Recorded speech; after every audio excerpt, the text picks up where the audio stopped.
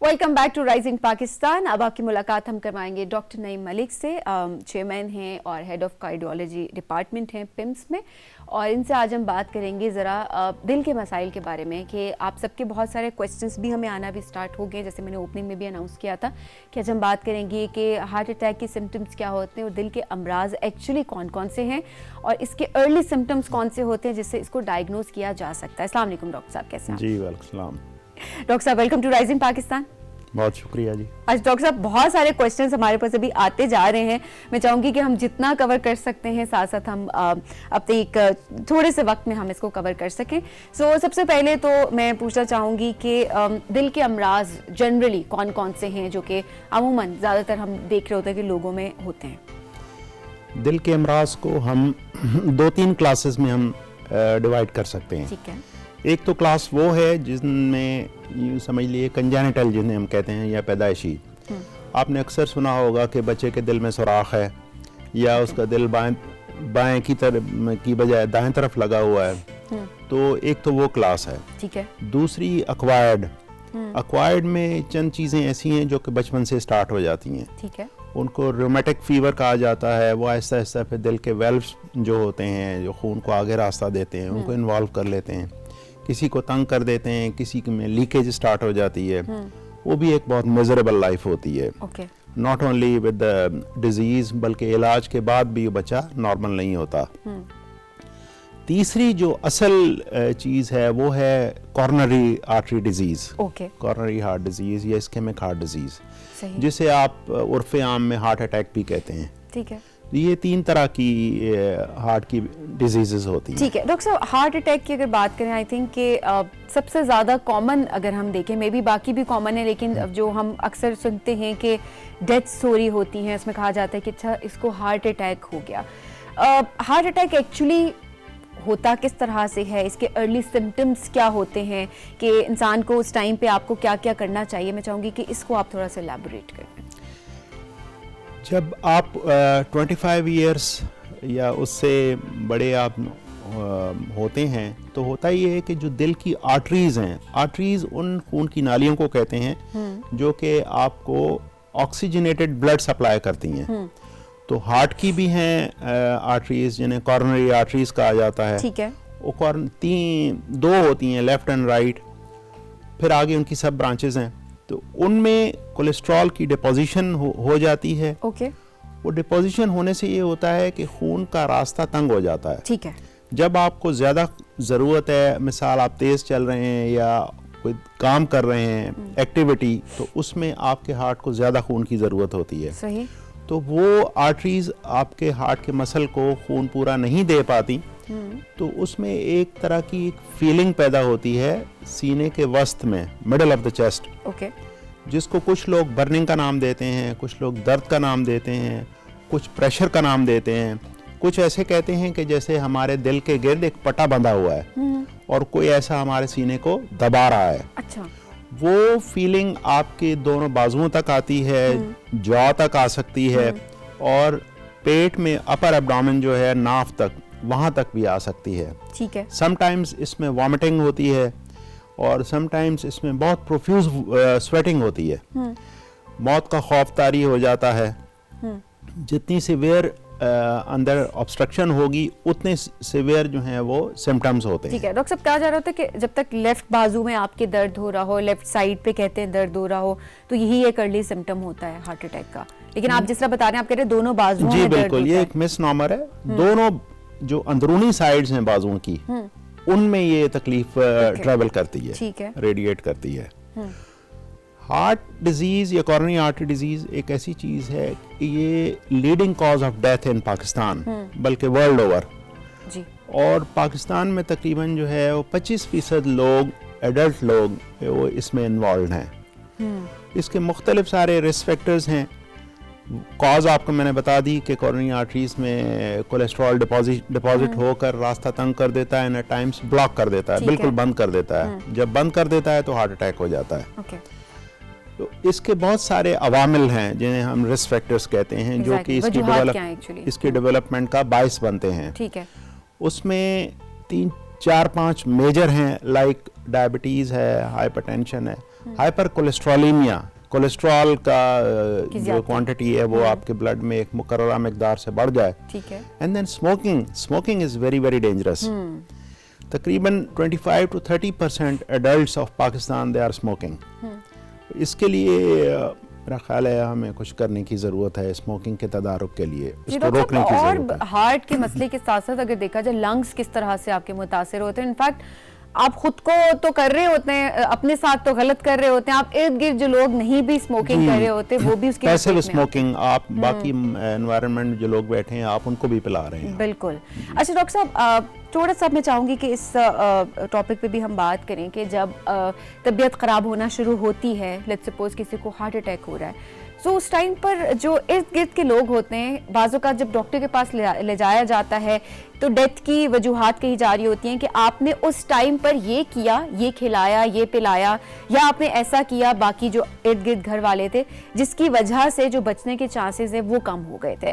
सो अगर तो आप इर्द गिर्द कोई भी पेशेंट है, आपको नजर आ रहा है कि किसी को हार्ट अटैक हो रहा है, तो इर्द गिर्द के लोग क्या ऐसा कर सकते हैं कि उसकी शिद्दत में कमी ला सकें?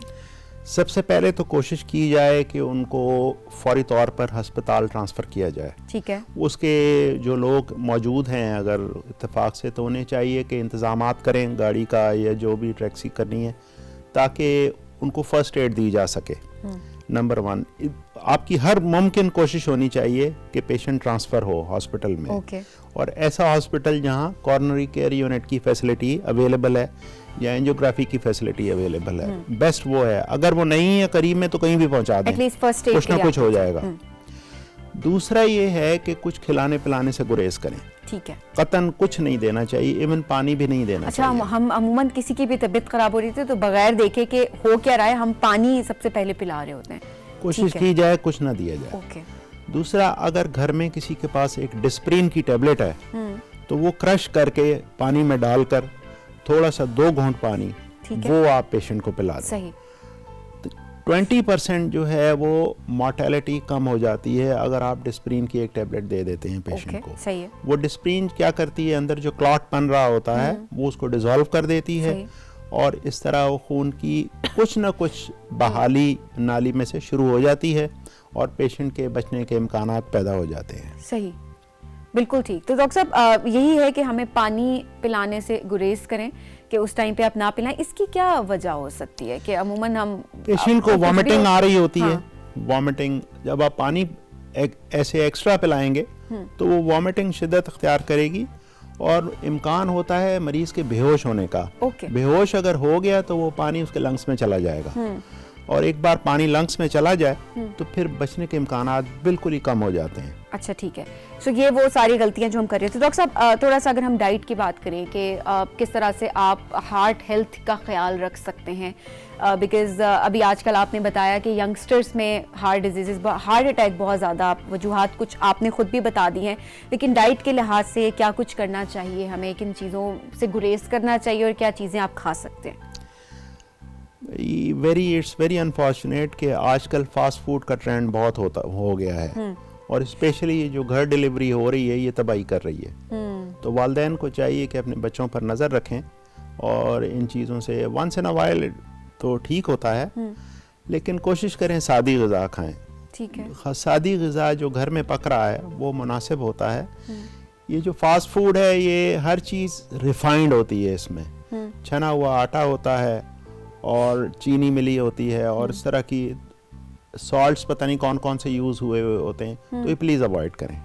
ठीक है। सादी ग़िज़ा में आप सब कुछ खा सकते हैं एक मुनासिब मिक़दार में। ठीक है। गोश्त में द बेस्ट इज़ फिश, मछली। ओके। वो सबसे अच्छी है, वो हेल्दी हार्ट के लिए वो ज़रूरी है। उसके अलावा चिकन है वो भी ठीक है, मुनासिब है, लेकिन ये जो फार्मी चिकन है ये इसमें स्टीरॉइड्स होते हैं। बेहतर होगा कि घर में ला कर 2-3 दिन चिकन को पालें, उसको स्टीरॉइड्स वॉश आउट हो जाए, तो तब उसको आप ज़िबा करके तो आप खा सकते हैं। ओके। मटन भी ठीक है, बीफ का इस्तेमाल ज़रा कम। ऐसे आप सब कुछ खा सकते हैं इफ़ यू आर एक्सरसाइजिंग। ठीक है। अगर आपकी रोज़मर्रा के मामूल में घंटा एक अगर आप अपने आप को देते हैं, एक्सरसाइज को देते हैं, तो फिर आप एक्स्ट्रा भी खा सकते हैं। क्योंकि आप उसको कंज्यूम कर रहे हैं। अच्छा डॉक्टर साहब, एक्सरसाइज के बारे में भी आई डोंट नो ये मिथ है क्या, आप बेहतर बता सकते हैं, लेकिन अमूमन कहा जा रहा होता है अगर यंगस्टर्स में अगर होती है इस तरह से हार्ट अटैक होता है, हार्ट अटैक से डेथ होती है, तो कहा जा रहा होता है कि एक्सेसिव एक्सरसाइज से भी जो है वो हार्ट अटैक हो सकता है। अमूमन हम बहुत सारी खबरें ऐसे सुन भी रहे होते हैं, देख भी रहे होते हैं, तो कहते हैं कि इस टाइम से ज़्यादा आप एक्सरसाइज नहीं कर सकते जी, इसने जिम में बहुत ज़्यादा एक्सरसाइज की है जिसकी वजह से जो है इसका हार्ट अटैक हुआ है उस टाइम पे। ये बात किस हद तक दुरुस्त है? ये बात बिल्कुल गलत है। ठीक है। कोई इत्तेफाक से कोई ट्रेंड्स ऐसे बन गए हैं कि हमारे यंगस्टर जो हैं वो बॉडी के कट्स बनाने के लिए वो ऐसा कोई डाइट ले रहे हैं, सप्लीमेंट्स ले रहे हैं जिनमें स्टीरॉइड्स होते हैं। वो स्टीरॉइड से बीपी हाई हो जाता है, शुगर हाई हो जाती है और उससे अचानक डेथ हो सकती है। ठीक है। तो ये जो डेथ्स हो रही हैं वो इन सप्लीमेंट्स की वजह से हो रही हैं, न कि विद द एक्सरसाइज। सही। एक्सरसाइज भी दो तरह की होती है, एक जो आप रनिंग कर रहे हैं, जॉगिंग कर रहे हैं, और एक जो आप वेट्स उठा रहे हैं। सही। तो पहले आप अपने आप को जॉगिंग और रनिंग करके अपनी बॉडी को आप टोन अप कर लें, उसके बाद फिर वेट उठाना शुरू करें, और हमेशा कंसल्टेंट की उसकी मर्जी के साथ आप ये काम कीजिए, अपने तौर पर डोंट डू एनीथिंग। तो ट्रेनर का होना बहुत जरूरी है कि एटलीस्ट आप बेसिक सीख लें और उसके बाद आप उसको स्टार्ट कर सकें। डॉक्टर साहब, बहुत सारे लोग इस वक्त हमें देख रहे हैं और जाहिर सी बात है कि स्पेशली बच्चों के हवाले से भी बहुत ज़्यादा आजकल देख रहे हैं हम हार्ट डिजीजेज हो रही हैं, जिस तरह दिल में सुराख की आप बात करें, या मे बी बचपन से कुछ हैबिट्स ऐसी डेवलप की जा रही होती हैं कि बच्चों का दिल कमज़ोर होना भी शुरू हो जाता है, या मे बी कुछ ऐसे सिम्टम्स होते हैं जो कि पेरेंट्स अवॉइड भी कर रहे होते हैं कि आपके बच्चे को कोई हार्ट डिजीज़ है लेकिन पेरेंट्स उसको इग्नोर कर रहे होते हैं कि मे बी बच्चा थक रहा है या इसकी डाइट में कोई कमी है। तो ऐसे कौन सी चीज़ें हैं कि आप अपने बच्चे के अंदर देख रहे हैं और आपको फौरन जो है इसको कार्डियोलॉजिस्ट के पास ले जाना चाहिए? वक्त हमारे पास बहुत कम है, तो मैं चाहूँगी जल्दी से आप अगर इस पे भी थोड़ा सा अपना। अगर बच्चा शिकायत करता है कि मुझे खेलते हुए मेरा सांस फूलता है, बाकी बच्चे जल्दी रिकवर कर लेते हैं, मुझे टाइम लगता है सांस को रिकवर करने में, ठीक है, तो फौरी तौर पर डॉक्टर के पास ले जाएं। सही। नंबर 2, अगर आपके बच्चे के मुंह, जबान, मुंह, हाथ नीले हो जाते हैं खेलते कूदते हुए, वो एक डेंजरस किस्म की कंडीशन है, वो आप फौरी तौर पर डॉक्टर के पास ले जाएं। या कभी बच्चा बेहोश हो गया आपका खेलते कूदते हुए, तो वो फौरी तौर पर आप उसको कंसल्ट करवाएं, इको करवाएं, ईसीजी करवाएं, ताकि उसकी डायग्नोसिस हो सके। अल्लाह करे ना कुछ हो, लेकिन अगर कुछ हो तो वक्त पर पकड़कर उसका इलाज किया जा सके। ठीक है, तो ये मत कहें कि बच्चे के अगर हाथ पांव, मैंने अमूमन देखा है कि जब आप हाथ पांव नीले हो रहे हैं तो बस पानी पिला लिया उस टाइम पे, या बच्चे को फिट्स पड़ रहे हैं, या पता नहीं किस किस किस्म की चीजें जो हम घर में खुद से अज्यूम कर लेते हैं। रेस्ट करेगा बच्चा तो खुद भी ठीक हो जाएगा, but once you have seen कि उसके हाथ पांव नीले हो चुके हैं, हो रहे हैं एक्सरसाइज के साथ, तो उसको इग्नोर ना करें। एग्जैक्टली, बहुत ज़रूरी है कि आप इन डॉक्टर एक एक्सपर्ट के पास आप उसको लेकर जाएं ताकि एक दफ़ा फुल चेकअप हो जाए। अल्लाह ना करे ऐसी कोई चीज़ हो, लेकिन अगर हो तो आप उसको डायग्नोज कर सकते हैं और बच्चे को आप बचा सकते हैं किसी बुरी बीमारी से। Thank you so much doctor साहब, बहुत इन्फॉर्मेटिव सेगमेंट था, बिकॉज आई थिंक कि बात करना बहुत ज़रूरी होती है और बेसिक्स पे बात करना बहुत ज़रूरी होती है कि हम अमूमन बात ज़रूर कर रहे होते हैं जी हाँ उसको हार्ट अटैक हो गया, इसको ये हो गया, इसको वो हो गया, लेकिन डेफिनेटली इन चीज़ों का की बहुत ज़रूरी। डॉक्टर साहब, हम बढ़ेंगे अपने एक सोशल मीडिया सेगमेंट की जानिब अभी, और साथ आप हमारा दे सकते हैं। आपको हम ज़रा आज पाकिस्तान की सैर भी करवाते हैं और आपको दिखाते हैं कि हमें पूरे पाकिस्तान से किस कदर खूबसूरत पिक्चर्स और खूबसूरत मैसेजेस हमें रिसीव हो रहे थे। जिस सबसे पहले बढ़ेंगे हम पिक्चर्स की जानिब। सबसे पहले हमें जी सैयद अदनान मुर्तज़ा ने एजेके से पिक्चर्स भेजी। आइए देखते हैं जी बाग से हमें पिक्चर्स रिसीव हुई है। अरे वाह भाई वाह, क्या बात है जी। बर्फ इस वक्त जिस तरह मैं बता रही हूँ कि नॉर्दर्न एरियाज में बर्फ पड़नी शुरू हो गई है और इसी तरह से लोग जो हैं अभी इंजॉय भी कर रहे हैं। Thank you so much Adnan. Javed Mughal ने आज़ाद कश्मीर से पिक्चर्स भेजी हैं। आइए देखते हैं जी हमें जावेद ने क्या भेजा है। क्या बात है, ज़बरदस्त ज़बरदस्त, क्या खूबसूरत मंजर है ये, और मुझे लगता है कि जनाब बिल्कुल ठीक। Thank you so much Javed. Naseema Sahir ने हमें गिलगित बल्तिस्तान से पिक्चर्स भेजी हैं। आइए देखते हैं जी नसीमा ने हमें क्या भेजा है। अरे वाह डॉक्टर साहब, अभी मुझे लग रहा है कि आप भी, मेरे ख्याल में आपका दिल कर रहा होगा कि छुट्टियां वुट्टियां लें और जाएं नॉर्दर्न एरियाज घूम के आए। जी बिल्कुल बिल्कुल, क्या बात है जी। ये तमाम पिक्चर्स है जब आप हमें भेज रहे होते हैं ना, तब हमारा दिल करता है अच्छा जी अब हमें वेकेशन पे जाने की जरूरत है। Naseema thank you so much. Muzammil Abbas ने मियां वाली से पिक्चर भेजी है, आइए देखते हैं जी हमें क्या भेजा है मुजम्मिल ने। वाह भाई वाह, मोर है जी ये। एंगल देखें जी, क्या बात है। Thank you so much Muzammil. नाम हमें नहीं पता, लेकिन पता नहीं क्यों आमना ने हमें ये पिक्चर शामिल कर दी है, और ये हमें ड्राइंग की पिक्चर्स रिसीव हुई हैं खानपुर से। आइए देखते हैं जी। अरे वाह क्या बात है, जबरदस्त। अरे वाह क्या जबरदस्त ड्राइंग है, क्या बात है। ये आप कौन सी क्लास में, ये नाम तो आपने नहीं बताया, वरना मैं अपना आपका नाम जरूर यहाँ पर लेती, लेकिन आप कौन सी क्लास में जरूर बताएं हमें। थैंक यू सो मच जी, क्या बात है। अच्छा जी, मैसेजेस प्रोग्राम में जल्दी जल्दी से हम शामिल करेंगे। भी नाम और शहर हमें नहीं पता, लेकिन मैसेज है कि अस्सलाम वालेकुम, जुम्मे को हमारा साहिबा ने स्मार्ट मिक्सर के बारे में बताया था। उन्होंने कहा कि सबीन साहिबा के लिए खाना तैयार करने में आसानी कर दी है इन्होंने। घर की सफाई वगैरह से मुतल्लिक भी टेक्नोलॉजी के माहिरीन बुलाएं ताकि सबीन साहिबा के लिए घर के काम करने में आसानी हो। बिल्कुल, मैं हमारा से कहती हूँ, हमारा कोई ऐसी जल्दी से कोई ऐसी टेक्नोलॉजी लेकर आओ कि जिससे हो कि घर के कामों में आसानी हो जाए। Thank you so much. Tooba Batool ने हमें जामशोरों से मैसेज भेजा है। तूबा कहती हैं मुझे आपका शो बहुत अच्छा लगता है, मैं सुबह तो स्कूल चली जाती हूँ इसलिए मैं लाइव ये प्रोग्राम नहीं देख सकती, लेकिन शाम को रिपीट में जरूर देखती हूँ। आप सब खुश रहें। Thank you so much. Madiha ने एबटाबाद से मैसेज भेजा है। मदीहा कहती हैं कि सबीना भी मैंने भी $1 मिलियन एडवाइस देनी है, सबने जुमे को दी थी, आज मेरी भी शामिल कर ले। मेरी एडवाइस है कि बड़े हो या बच्चे कुछ भी खाकर उनकी पैकिंग वहीं फेंक दे। अच्छा जी, ये मेरे ख्याल में इसको मैं जरा इलाबोरेट करती हूँ। मदीहा ने एक बहुत ही जबरदस्त टॉपिक हमें दिया है अभी कि आप किस तरह से कूड़ा फेंकते हैं, आप किस तरह से कोई भी चीज़ है खाते हैं और आप उसको वहीं पर ही फेंक देते हैं। अभी मैं इसके बारे में इसकी डिटेल में नहीं जाऊंगी, हम इसके बारे में बात करेंगे कल। और अपनी $1 मिलियन जो हैबिट है जो आप सबको हमने बतानी है, $1 मिलियन एडवाइस, उसमें कल का टॉपिक हमें ये मिल चुका है। Thank you so much Madiha. Aqib ने हमें पिंड दादर खान से याद किया है। आकिब कहते हैं कि अस्सलाम वालेकुम सबीन आपी, आज आपने बिल्कुल ठीक कहा, कुछ लोग ऐसे होते हैं जो कभी वक्त पर नहीं पहुंचते, हमें हमेशा वक्त की पाबंदी करनी चाहिए। और अच्छा जी, वो यही कहती हैं कि अगर हम देखें कि जो कुदरत का निज़ाम है वो भी अगर आप देखें कि वक्त से थोड़ा आगे पीछे अगर हो जाए तो फिर हमें कैसा फील होगा, तो हमें कुदरत से भी ये सीखना चाहिए। बिल्कुल Aqib, thank you so much. Anaya ने फतेह जंग से याद किया। अनाया कहती हैं तमाम सेगमेंट मेरे पसंदीदा है। वो कहती हैं कि अनाया और नुवेरा मेरे फेवरेट है, नुवेरा के सेगमेंट में मैंने बहुत कुछ सीखा। अनाया, ये आप कहीं ये वाली अनाया तो नहीं, हमारी नन्नी मुन्नी नहीं, बिल्कुल नहीं, अनाया इस्लामाबाद से है, ये फतेह जंग से हमें मैसेज आया है।